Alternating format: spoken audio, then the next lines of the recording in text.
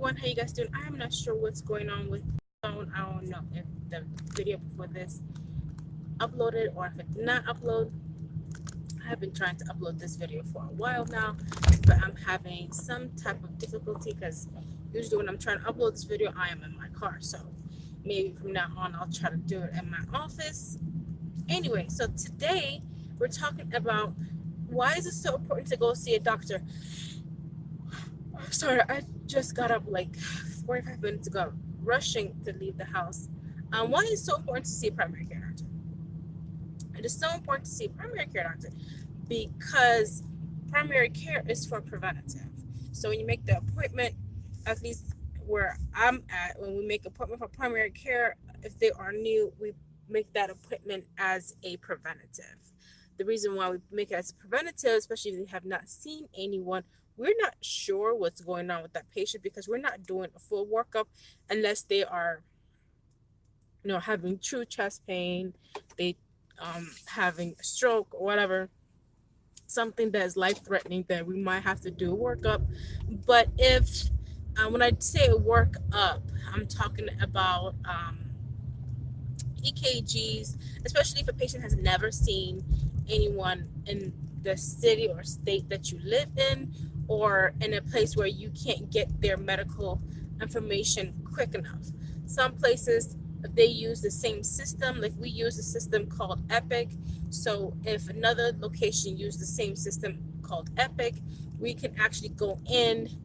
It's called Careware Everywhere, and then you'll be able to see what has been done for that patient. But if that other facility does not use Epic, then we have to actually fax over a request to release medical information. That could be quick, or that could take a week or two, depending on the situation that's going on with the other hospital. So anyways, if the workup includes, especially for a new patient that's never been to our facility, a workup definitely includes an EKG. An EKG is to check the rhythm of your heart. If they have a previous EKG, they will compare if there's any changes. If there's like a tiny slight change, they might not be that worried about it because of this, maybe it's the stress that they're in. But if there is a significant amount of change with an EKG, then that's an immediate emergency department visit, because it could be a valve issue, it could be anything. So that's one workup. Another workup is a full exam of the body. So they'll check the limbs, they'll check the legs, the foot, arms, their neck. They look in their eyes, they're looking in their mouth, they look in their ears. They'll palpitate. Palpitate means like actually feeling, meaning they will be doing these kind of things, checking the head, feeling for the artery, feeling for the heartbeat, listening to the heartbeat, how fast it's going by listening and touching. It's just a full detailed workup. Another workup is to do a blood panel. I mean, they draw your red blood cells, your red blood cells.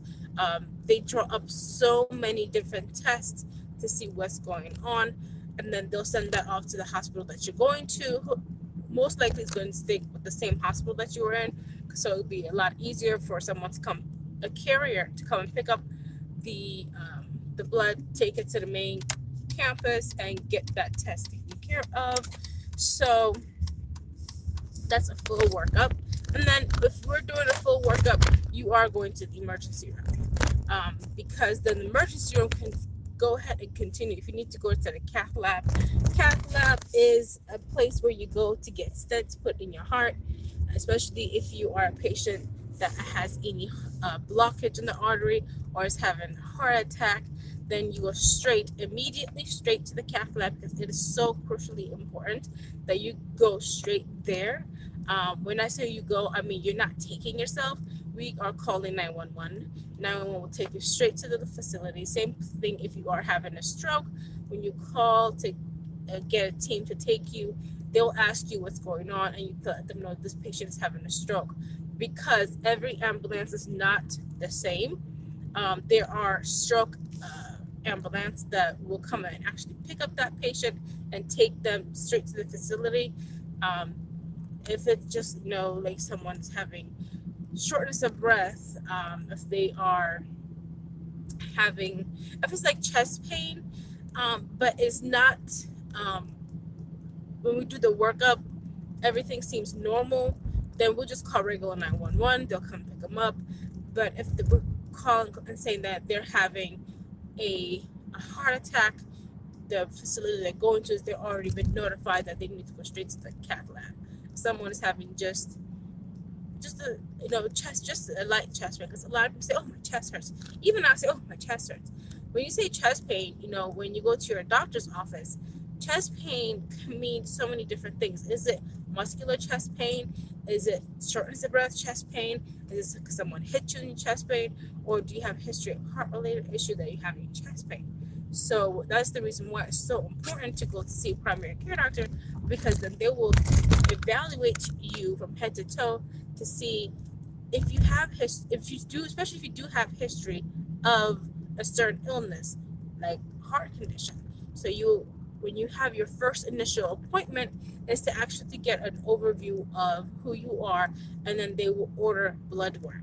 By the time you come back on the next visit, they'll have all the blood work ready for you already. They will have a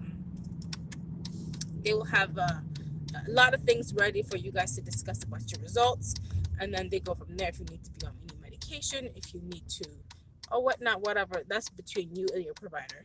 So that's so important to go and see one, because with those results, you can go ahead and go by your business, meaning like if you need to start on medication, if you need to,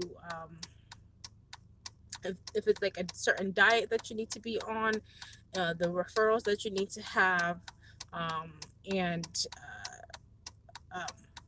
like your immunizations and all the stuff that you need to be on. So that is why it's so important to see a primary care doctor.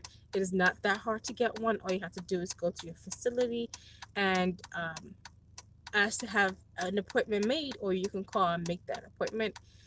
Usually they are flexible depending on the status of how busy that clinic is. If that clinic is extremely busy, your appointments might be far out, depending if you want a physician that is freshly out of school, or do you want someone that's been working there for like 10-15 years, or do you want someone that's been there for like an old timer, meaning they've been working there for 20 something plus years, that they have tricks under their sleeves that's not particularly taught in books. It's all about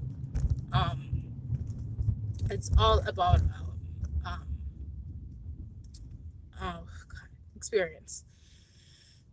So please make sure that you are going forward with getting a primary care provider and making sure that you are taking care of your health, because if you don't take care of you, then you can't take care of anyone else. If you are sick and if you have children, please, or anyone, even for yourself, you won't be able to be any good to anyone while you're laying up there with being ill.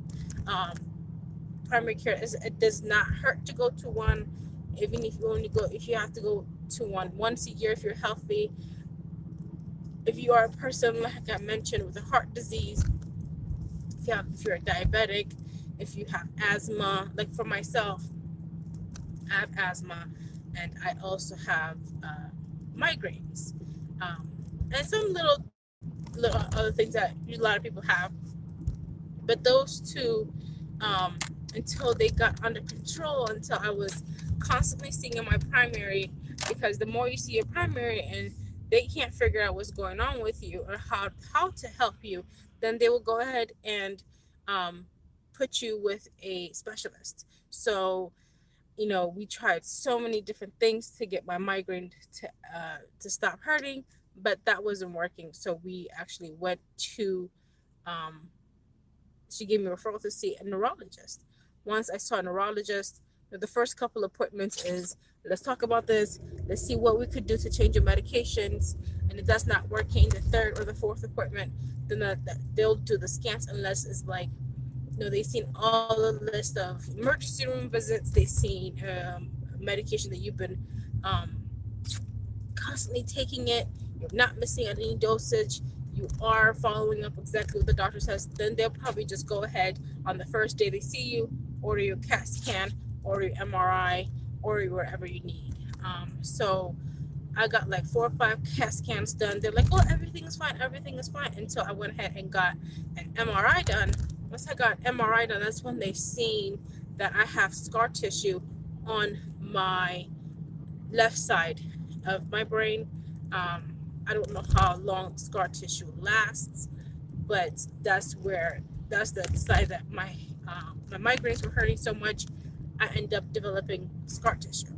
So that is why it's so important to keep up with the primary care doctor instead of me always taking Motrin or always taking Tylenol or always um, going to the emergency room. Is not going to help me as much as it was constantly going to my primary care doctor, constantly complaining to them. Okay, everything that we're doing, it is not working, and something needs to change.